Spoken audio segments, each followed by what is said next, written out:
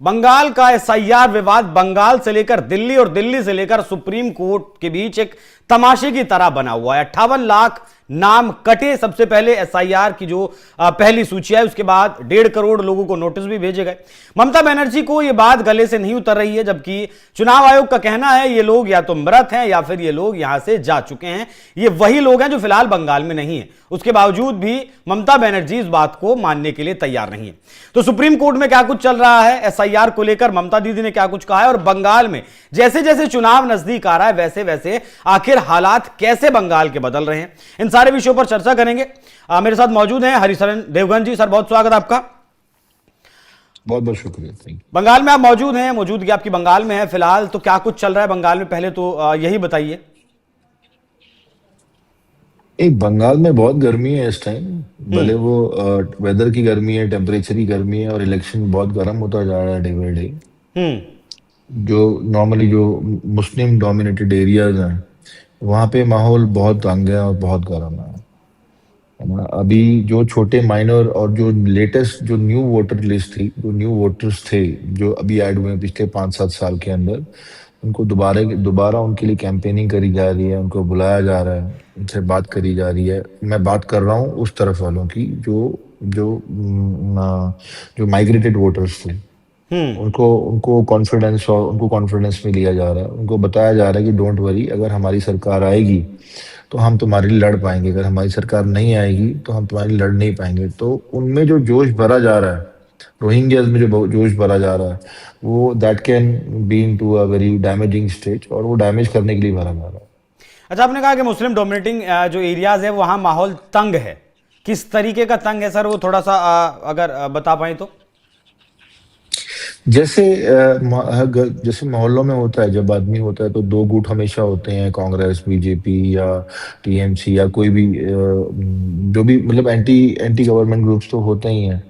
लेकिन यहाँ पे अभी बहुत स्ट्रेट एक लाइक अ वॉर जैसा का हो गया है। जैसे जो रोहिंग्यास जो बाहर से आए थे, अब वो अपने आप को इंडियन समझने लग गए हैं, और वो बिल्कुल अपना हक समझते हैं, अपना राइट समझते हैं। बंगाली बोलनी तो मुझे नहीं आती, लेकिन जब वो बंगाली में लड़ते हैं, जब वो बंगाली में बात करते हैं, एग्रेशन दिखाते हैं, तो दिखता है साफ कि उनका माइंड बहुत सेट है। एंड दिस टाइम उनके लिए भी वॉर सिचुएशन है कि उनको कैसे भी करके टीएमसी को या ममता बनर्जी की पार्टी को जितवाना। अच्छा, चुनाव आयोग ने सर सुप्रीम कोर्ट में जवाब दाखिल किया है कि एसआईआर की जो प्रक्रिया हुई उसमें राजनीतिक दखल अंदाजी भी हुई है। बता पाएंगे किस तरीके की दखल अंदाजी वो हुई है? राजनीतिक दखल अंदाजी क्या होती है? अगर अगर इलेक्शन कमीशन अगर अपनी दखल अंदाजी करता है तो उसमें राजनीतिक दखल अंदाजी कैसी हुई? एंड सेकेंडली रही बात ममता बनर्जी की, ममता बनर्जी आई थिंक इस टाइम जो सिचुएशन है उनके लिए थोड़ी सी heart breaking, because she is understanding कि अभी उनके हाथों से, उनके पंजों से जो अब का जो इस टाइम का जो तबका है, जो एजुकेटेड तबका है, वो आस्ते आस्ते इनके हाथ से निकल रहा है। कैलकाटा और बंगाल की भलाई के लिए जो यंग जनरेशन है, जो जेनजी हैं, प्लस जो जेनजी से पहले वाले लोग हैं, मतलब वोटर लिस्ट जो 20 प्लस हैं और 30-35 के अंदर हैं, उनको ये बात समझ में आती है कि अगर कलकत्ता और अगर वेस्ट बंगाल को अगर राइज करना है, डेवलप करना है, तो सरकार बदलनी, इस टाइम बदलाव आना बहुत जरूरी है।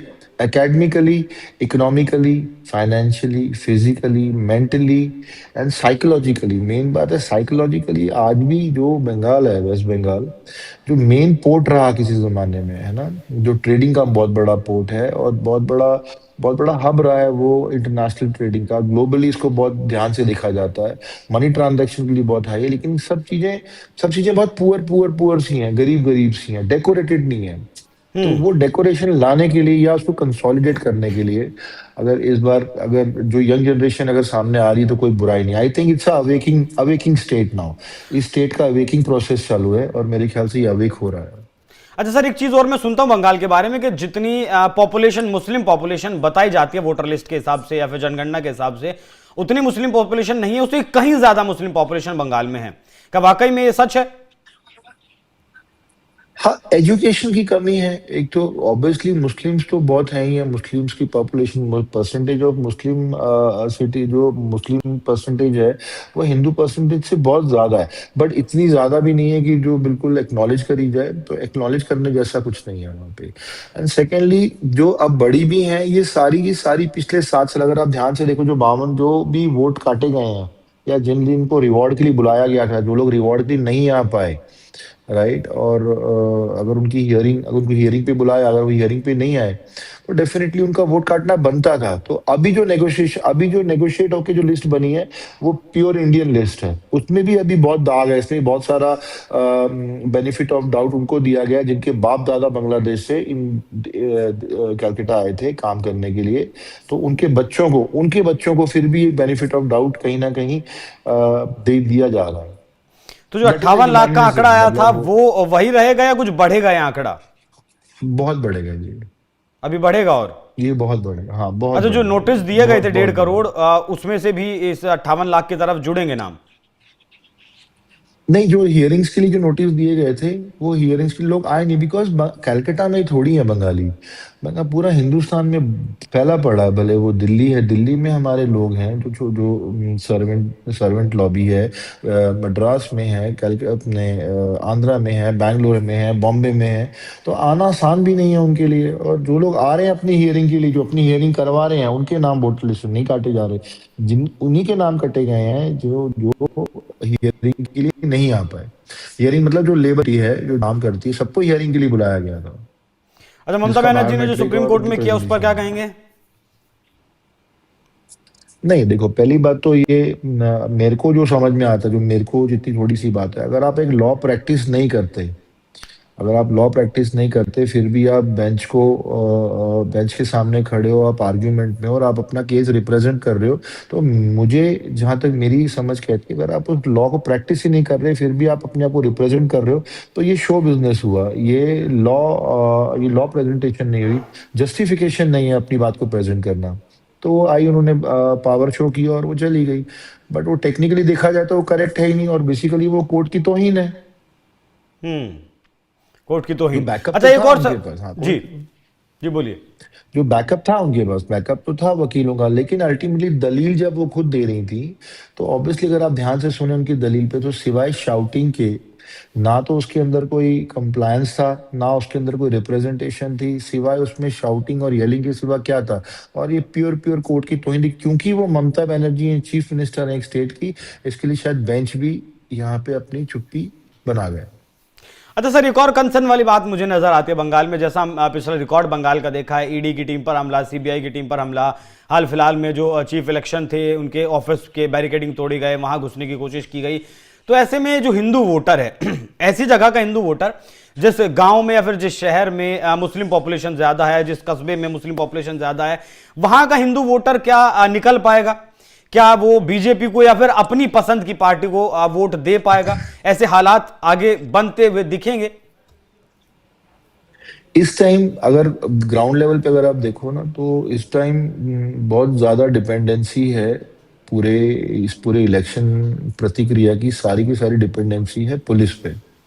सारी की सारी डिपेंडेंसी है जो पुलिस फोर्स या जो प्रोटेक्शन फोर्स लगेगी यहाँ पे, इस पे बहुत बड़ा रोल प्ले होगा। अगर इन्होंने माहौल, बहुत काम एंड कूल माहौल बन गया गलती से, तो हिंदू वोटर अपने घर से निकलेगा भी, वोट डालेगा भी, और in the favour of Hinduism के फेवर में ही वोट डालेगा। वो इस टाइम वो ममता बनर्जी की चिकनी चुपड़ी बातों में, या बंगाली भाषा से कैरिड अवे होने वाली हिंदू पब्लिक नहीं है।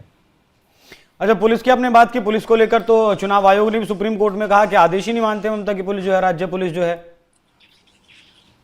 मैं वही बोलना चाह रहा था कि अगर ये जो राज्य पुलिस है, अगर ये राज्य पुलिस मैनेज नहीं करेगी, मैनेज इन द सेंस, अगर इनको बहुत स्ट्रांग इंस्ट्रक्शन हुई कि you have to give an open hand to the anti voter group, मतलब जिस मतलब अगर एक गांव मुस्लिम्स का गांव है जिसके अंदर 30% अगर हिंदू है, तो उनको डेफिनेटली निकलने में परेशानी होगी। और अगर ये परेशानी नहीं होना अगर चाहती है अगर राज्य चाहती है, अगर सरकार चाहती है कि प्रॉब्लम ना हो, तो पुलिस का स्ट्रांग होना बहुत जरूरी है। प्रोटेक्शन पॉलिसी अगर स्ट्रांग नहीं हुई तो वोटर वोटर की परसेंटेज बहुत कम होगी, और जो इतनी होगी वो मैक्सिमम टीएमसी के लेवल की होगी। जो वोट कम पड़ेंगे वो टीएमसी के लेवल के जो कम वोट पड़ेंगे। कम पड़ेंगे अच्छा, फिलहाल वो अगर आज टीएमसी की मैं लेवल। बात करूं 6 फरवरी की, चुनाव किस तरफ जाता आपको दिख रहा है, टीएमसी की तरफ या फिर बीजेपी की तरफ?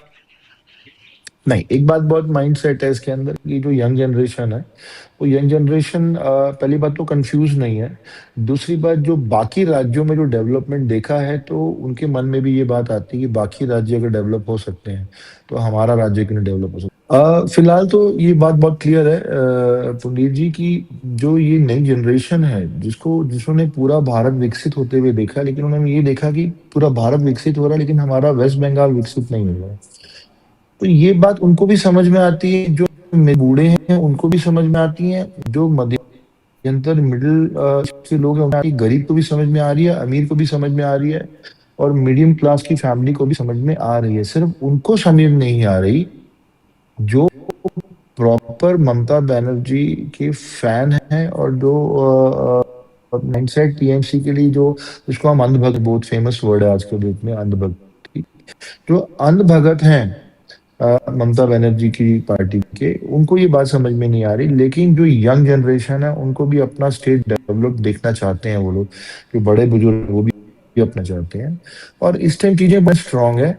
छुप के, सही से गलत के, बहला के, फुसला के, वोटर जो है इस बार वोटर अपनी मुट्ठी टीएमसी के लिए या ममता बनर्जी के लिए नहीं खोलेगा, इतनी जल्दी नहीं खोलेगा। मुस्लिम वोट भी इस बार इतनी बढ़ेंगे, मतलब जैसे कि बिकॉज बीजेपी बाकी राज्यों में स्टेटों में विकास तो हो रहा है, वो विकास देखा जा रहा है बिहार, बंगाल की जनता के द्वारा भी, और वो वहां का युवा वर्ग भी उस तरफ ही जाना चाहता है।